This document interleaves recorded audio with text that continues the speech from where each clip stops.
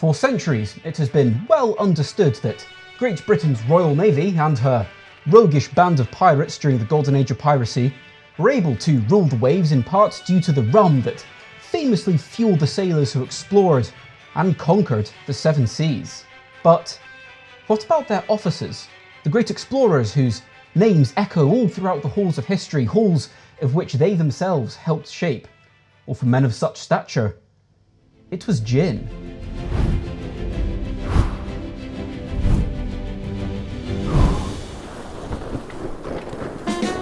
These here drinks, these were the ones that Navy captains and legendary explorers drank when the situation called for something remedial, something strong, something proper. But before you start picturing the kinds of gin cocktails you'd usually find in your average pub or cocktail bar, let me stop you right there, because whatever you may think you know about a gin gimlet, a gin and tonic, or a pink gin, you really don't. So what were these iconic drinks actually like when they were first invented? And more importantly, what do they have to do with some of history's greatest explorers and the most powerful navy the world has ever seen? And a special thanks to Lucy Brown, James May and team at James Gin for sending me the Navy Strength gin to use in this episode. You can find James Gin via the link in the description below. The English first hear about gin back in the 16th century thanks to the Dutch of all people. Their soldiers in the 80 Years' War were enthusiasts of a spirit called jenever, which was knocked back before battle, possibly inspiring the term Dutch courage. Soon enough, gin started sneaking across the channel, but it wasn't until the Glorious Revolution of 1688 that gin truly invaded Britain, and this time, it didn't leave. Fast forward to 1793, and the Plymouth Gin Distillery opens its doors to the masses, creating a style of gin subtly sweeter than that of London Dry Gin, making it ideal for sipping neat and thus earning it huge favour with the officers of the Royal Navy. It had a certain air of sophistication and quality, something not found in the ration of rum given to their sailors. It earned such popularity with the officer class of the Royal Navy that eventually it became tradition for all newly commissioned vessels of the Royal Navy to be given a Plymouth Gin commission box which contained 2 bottles of Navy strength Plymouth Gin and some glassware. The gin provided to the Navy was a hefty 57% alcohol by volume, far stronger than the standard 40% we're used to today. Enter the Royal Navy supply officers, pussers, who started testing their gin with gunpowder. This ensured the Navy wasn't being shortchanged with weak gin and, more importantly, that their ships remained stocked with the real deal. Once reliable tests to measure their alcohol content were invented, a standard strength of 40% was settled on, leaving this quirk of history firmly in the past. A couple of centuries later, in the 1990s, Plymouth Gin, as a part of a rebrand, invents the term Navy Strength in order to sell a higher proof bottling of gin. It was massively successful and proved so popular that it not only revitalised the brand, but many other gin brands also cottoned onto the idea, making it kind of hard to believe that Navy Strength gin as we know it today has really only been around since the 90s. Plymouth Gin has a higher proportion of root ingredients and other botanicals than a standard London Dry gin. Now, as we are going for historical accuracy above all, that would make James Gin Asian Parsnip uniquely suited to the job at hand. Given that the Plymouth Gin recipe has of course changed over time, the root components, the parsnip, makes this bottling uniquely suited to emulate a lot of those historical flavours of the Plymouth Gin that the Royal Navy would have been using back in the sailing days in the height of empire. Enter Angostura Bitters. Invented in 1824 by a Dr. Johann Siegert, a German physician working in Venezuela, Angostura Bitters were originally invented as a medicinal tonic to aid with digestion, and packed with all kinds of aromatic herbs and spices. They became really widely used in the Royal Navy to settle queasy stomachs. The only problem? Well, it tasted absolutely vile.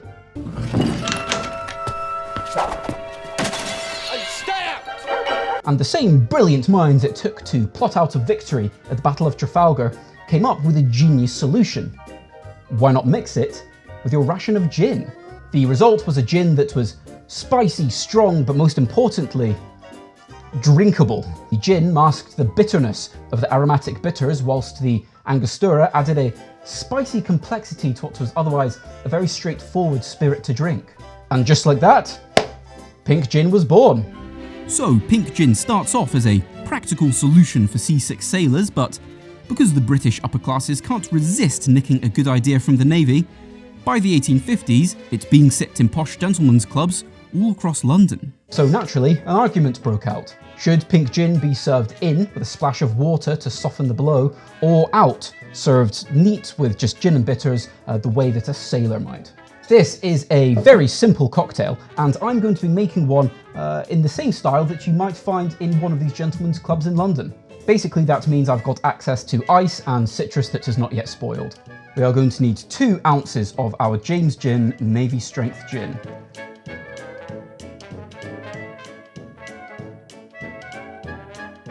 I'm going to add about 3 to 4 dashes of Angostura Bitters. And for the stirred ingredients, that's it. I'm going to fill my stirring glass with ice and stir.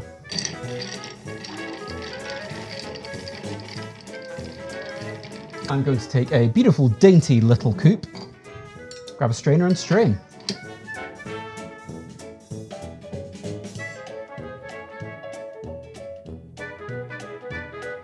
And now, because my gentleman's club in London is particularly sophisticated, I actually have access to fresh citrus, so I will adorn my pink gin with a fresh lemon peel. And there we have just a very slightly gussied up pink gin, served in, i.e. with a splash of water, which came from the ice we stirred the cocktail with, and just a small twist of lemon to, might be a little bit of a cheat, but I think it will turn out quite well. See how it tastes. Cheers.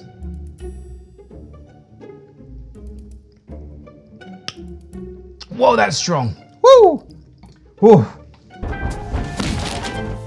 So the spiciness from the Angostura Bitters plays in so nicely to the spicier elements of the Asian parsnip, which only really come through because it is Navy strength, because it is 57% alcohol by volume. That just makes the gin really bracing, really spicy, quite hot on the palate. Add a couple dashes of bitters to that, and all those spicy elements mingle really, really well and just bam, packs an enormous punch.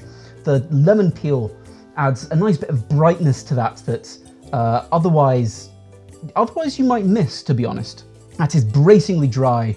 It's not too bitter, but whoa, that would just do absolute wonders for an upset stomach. That's kind of crazy, actually. It feels warming, it feels calming, it feels medicinal. That is a really, really fun and interesting way to drink gin. Not wanting to be accused of being old before my time, but I think there might be a couple of pink gins in my future. That's great. I can immediately see how something like that became so popular on ships of the line in the Royal Navy. What's next? At the same time, British troops and officials stationed in India were dying at an alarming rate due to the spreading of malaria that, if left unchecked, could easily ravage a whole company of troops, wiping out more soldiers than combat. A discovery made by the conquistadors during their conquest of the New World in the 17th century allowed the British to turn towards quinine, a natural antifebrile found in the bark of the cinchona tree, as a treatment for the malaria-induced high fevers that proved so lethal. The Royal Navy had been occasionally using it as a preventative in the 18th century, but by the 1840s, British civilians and soldiers in India were processing 700 tons of cinchona bark annually for the precious quinine. However, given its bitter and highly unpalatable taste, it didn't take long for people to start mixing their ration of quinine with soda water, whatever citrus they could get their hands on, and some sugar to make the medicine go down. In every job that must be done, there is an element of fun. And by 1858, the first commercial tonic water was on the market, or aerated quinine tonic as the original patent suggests. The quinine in the tonic water was medicinal, as was the citrus ration to prevent scurvy, as was the gin given to soldiers to boost morale, hammer meet nail. The gin and tonic is born, and unsurprisingly, people love it.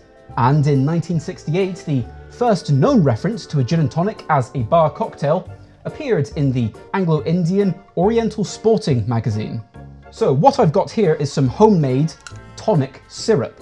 This is the stuff they would mix with soda water in order to make tonic water back in the day, and I've made it as accurately as I feasibly could in accordance to what historical tonic syrup would have tasted like.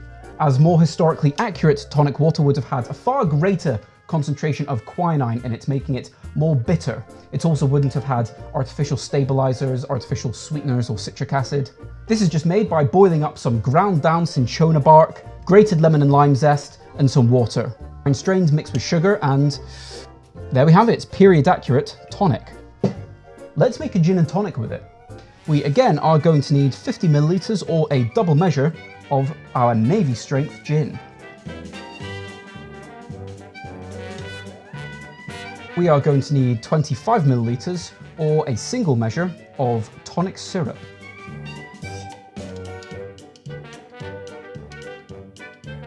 I'm going to add some ice. I'm just going to give this a quick stir first to incorporate the gin and the tonic and to get it down to temperature. I want to take some soda water, ice cold preferably, and top this up, trying to add roughly 3 parts or 75 milliliters. And for those who have been paying attention, that is a ratio of 3-to-1. 3 parts soda, 2 parts gin, 1 part tonic syrup. Now, whilst I was unable to carbonate my own tonic water at home, this is pretty much as close as we can possibly get to recreating a period-accurate gin and tonic. Now, whilst a modern gin and tonic would traditionally be served with a wedge of lime, as far as my research tells me, during this era, the latter half of the 19th century, it was actually far more common for ships to carry lemons as their main source of vitamin C rather than limes. And therefore it would be far more common to make a gin and tonic by taking a wedge of fresh lemon, squeezing in that juice, the citrus which contains all of that valuable vitamin C, and adding that to the cocktail. You can even add a second wedge just to get some more of that lemon juice in there. Again, these guys were terrified of scurvy, so this would be a fine way to make one back in the day. And there we have it, a period-accurate 19th century gin and tonic. The only real anachronism is the addition of ice. Although the ice trade had certainly begun by this time in history, it perhaps wouldn't be all too common for a Royal Navy captain to carry some aboard his ship. However, as all of our other ingredients are as period accurate as we can possibly get, I think we can allow ourselves this one slight inconsistency. Cheers. Whoa, that is really different from any gin and tonic I've had recently with ordinary bottled tonic. And the earthiness and the umami notes from the Asian parsnip gin really shine through, big, bold and bright, and merge perfectly with the really, really woodsy and earthy notes that I get from the homemade tonic syrup. Because remember, this is made by boiling down basically ground down powdered cinchona bark, powdered wood basically. And that paired with just the earthy, sweeter, more citrusy notes of the James gin, the Navy strength gin, gives us a cocktail that is zesty, it's earthy, it's rooty, it is sweet. Man, that's fantastic. That is such an interesting cocktail. That is nothing like a modern gin and tonic. What really takes over is the woodsy notes from the tonic, the earthy notes from the period-accurate Navy strength gin, and the bright, fresh zest from the citrus zest that went into the homemade tonic. This has a wholly different character whilst still being recognisable as a gin and tonic. That is really, really fantastic stuff. I like that quite a lot. You've got gin! And because we're in international waters, there's no drink driving laws. Exactly. In true British fashion, the gin and tonic transformed from a haphazard medical fix into a formidable line of defence. One that just so happened to lubricate the wheels of colonial expansion. A drink born out of necessity turned into a national institution. For centuries, sailors spending prolonged periods of time at sea and therefore removed from fresh supplies were ravaged by scurvy, a vitamin C deficiency that would commonly kill large majorities of sailors during any given voyage. In 1740, the catastrophic result of Commodore George Anson's circumnavigation attracted much attention in Europe. Out of 1,900 men, 1,400 died, most of them allegedly from scurvy. Enter James Lind, a naval surgeon with a brain the size of a small planet who decided to run a proper experiment in 1747. Surprise, surprise, the thing that actually worked? Oranges and lemons. Now you'd think this revelation would naturally lead to a citrus-fueled revolution in naval nutrition, but no, Lind, bless him, wrote up his findings in a long-winded and barely readable book that hardly anyone paid attention to. Feel you there, buddy. Feel you there. This really is the world's smallest violin. See? The result? Decades more of sailors dying, horrible and unnecessary deaths before someone finally clocks that vitamin C is the key to this. Typical. In 1867, a chap called Lachlan Rose invented a way to preserve citrus juice with sugar instead of alcohol, creating the concentrate, or cordial, Rose's lime juice, a product that became so common in the Royal Navy that Parliament actually made it law that every sailor gets a daily ration of lemon or lime juice to prevent scurvy. So British sailors started guzzling this preserved lime juice, eventually earning the nickname Limeys. At first, it was only sailors that were known by this nickname. However, the term eventually spread to English immigrants all over the world in New Zealand, South Africa, and America, and so on. And eventually, all Brits are lumped under the same term. Charming. The gin gimlet came about as officers mixed their daily ration of lime juice with gin in order to mask the bitter taste. Alright, what are we waiting for? Let's make a gimlet. Now, whilst you go to a bar nowadays and order a gimlet, it will most likely be a gin lime sour. 2 parts gin, 1 part sugar, 1 part lime. That's not correct. A proper and original and authentic gin gimlet has to be made with lime cordial. Now, most lime cordial you get nowadays, particularly this Rose's stuff, isn't proper lime cordial. It's sort of a lime syrup slash, I don't even know. It does not make good gin gimlets because it's not proper cordial. This stuff, however, is. This is lime cordial made in exactly the same way, or as close to the same way as I could possibly get to the original Rose's lime cordial in the 1870s. Quite simply, it's sugar blended with lime zest, lime juice and some hot water, cooled, strained out, and there it is. I think eventually they would have started to add things like citric acid to the cordial as well. However, I think right at the beginning of production, they wouldn't have had access to it. So this stuff is authentic, period accurate lime cordial, and we are going to need 2 parts, or 50 mils. And we are going to need the same again, 50 mils or 2 parts of our Navy strength gin.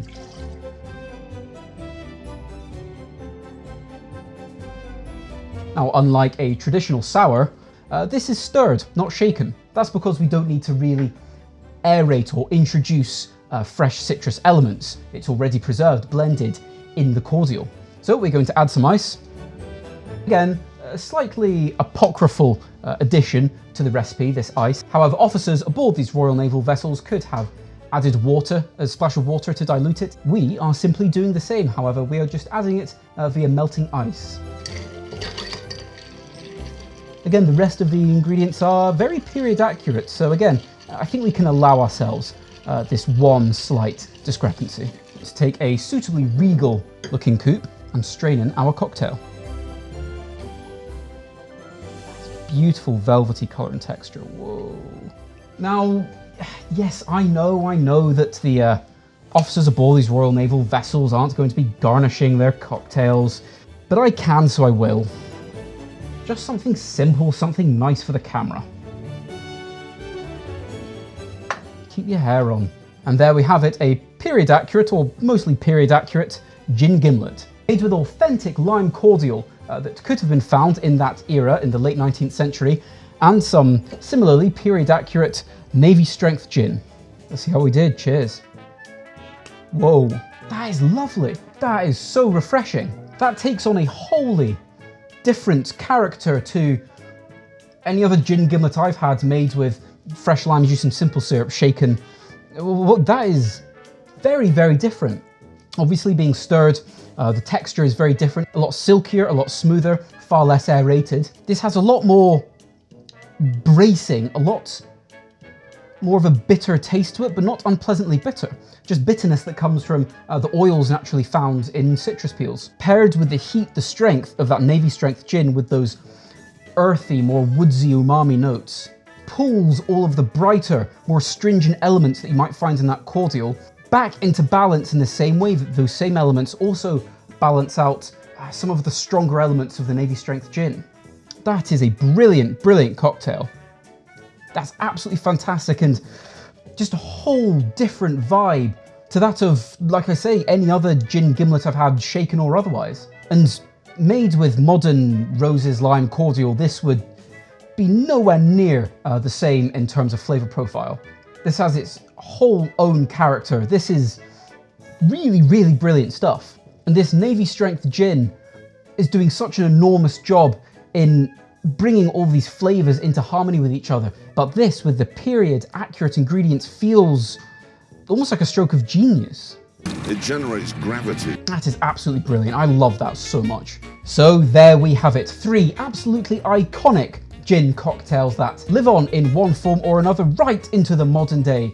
All thanks to the Royal Navy and her centuries of seeking out new life and new civilizations to boldly get drunk in ways no man had done before. Here's to you, lads. Thank you so much for sticking with this video all the way through. This was a bit of a labour of love, this one. It's kind of grew arms and legs. I mean, the script is essentially a 2,000-word essay that I wrote after a lot of research and writing. But nonetheless, I hope you enjoyed this video every bit as much as I enjoyed making it, and I really hope that enjoyment comes through on camera for you, the audience. These videos are so much fun to make. I really enjoy these sort of historical deep dives that I do every now and again. And yes, I ended up having to cut out most of it just to make the video somewhat palatable. It's still a lot of fun. It's a really rewarding cocktails to make, and I hope that a few of you at least can share in the reward that I feel from having made these. So thank you so much for watching, and I hope to see you in the next one. There is always more to come. Cheers.